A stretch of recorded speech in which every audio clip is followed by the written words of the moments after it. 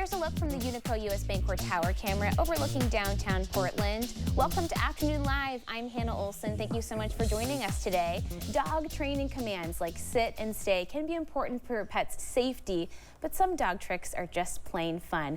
Here to show some amazing tricks you can teach your pet, we welcome back certified canine behavior specialist Brie Blakeman. It's great to see you. Good to see you too. And the star of the show as well, Yuka, joining us today to show off.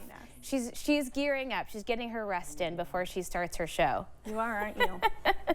So these are kind of next level beyond the basics that some of us may or may not have accomplished with our pets at home. Correct. Yeah. And as a dog trainer, I like to say that to your dog, anything you teach them is a trick. Sure. So sit can be a trick.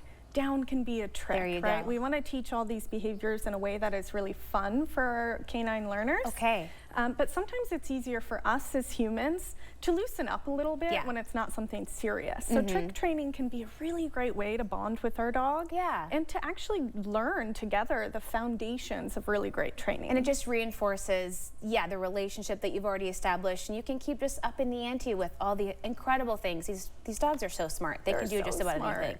So you have a few examples to show us today that could up our dog trick game at home. Yes. Okay. Yeah. So the first one I want to start with is teaching a nose target to hand. Now, before I do this, you're ready, aren't you? We're going to be using marker training. Okay. So you're going to hear me say yes, and after I say yes, I'm going to be feeding Yuka a treat. That's a marker word. It's a way that we can take a snapshot of the behavior we want her to repeat. Okay. That way she knows I did it right and food's on the way. Perfect. Okay. So Yuka, ready? There's lots of yummy smells around our kitchen over there. Monkey-do. So I'm going to present my hand just an inch away from her nose. Yes. When she sniffs my hand, I mark that behavior and give her a treat. Okay. Right? So this is a nose target. Yes. Notice how I'm not saying anything other than the marker. So I'm not saying touch, I'm not saying boop, I'm not calling it anything yet. Yes. We only want to name the behavior when we really like how it looks. Okay. So to me, that means my treat pouch can be out of sight. I can present my hand from a good distance. Yes, and I'm still getting the behavior. So she knows it. Now I can name it. So I'm going to say the cue touch, present my hand. Yes. Very nice. Mark the behavior and feed a treat. And there are lots of treats involved. So you've got little teeny tiny bite-sized things to keep that going throughout the training session, however long it lasts, depending on what you're up to. Yes. That was a great one. And the reason, I should say, indeed, because look how she looked at me and was like, where's my treat? She got her cue. So the reason I wanted to start with that is because if your dog knows a nose target, you can teach a lot of different behaviors, such as spin. That is so fun. Yes.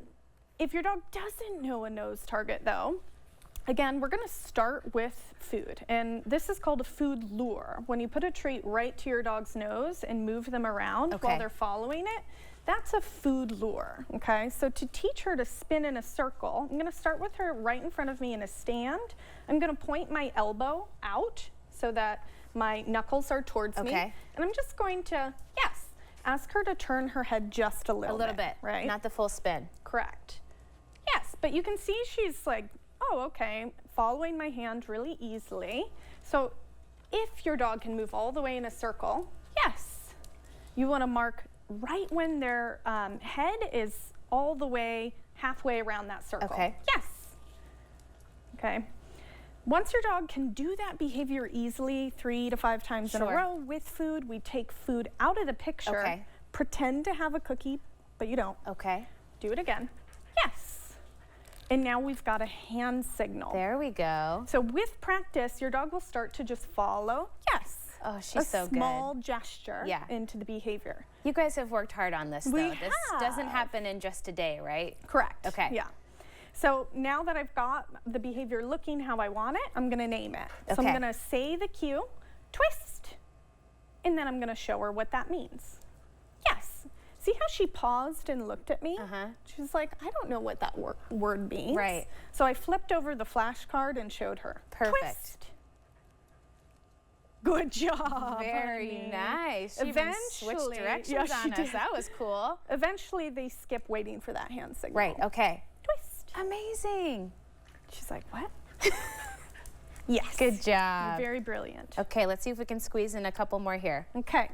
So the next one I wanted to work on, Yuka. You're not done yet.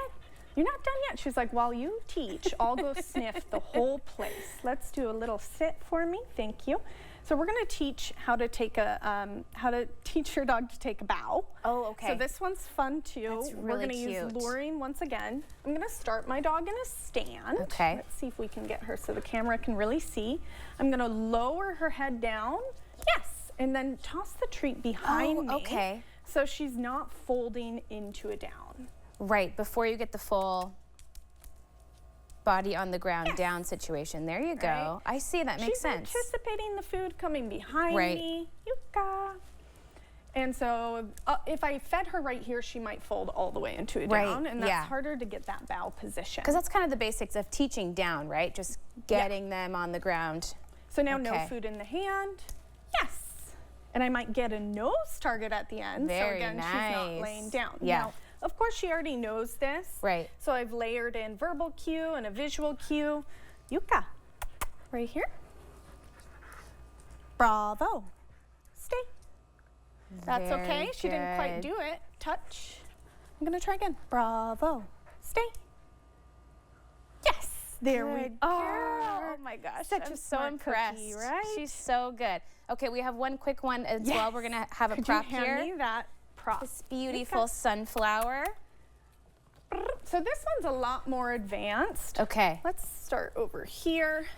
We're going to use a training method called shaping, which is capturing small approximations towards an end goal. Okay. The end goal is that she holds and then retrieves the flower.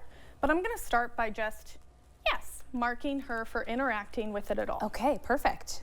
Ready? Yes. So that time I added a little bit of duration. Yes. Very I moved nice. my hands Okay. away. Just inches at a time. Yes. She's so good. And then with a lot of practice, Yeah. you might be able to get, bring.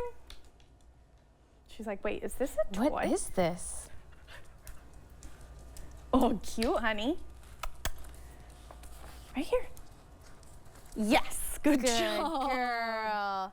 You've done it all, Yuka. We put you to work today. Thank you so much. Brie, it was great to see Thank you both. so much. We can get started with some fun tricks at home. Thank you, guys. It was great to see both of you. Good job, Yuka. Beautiful.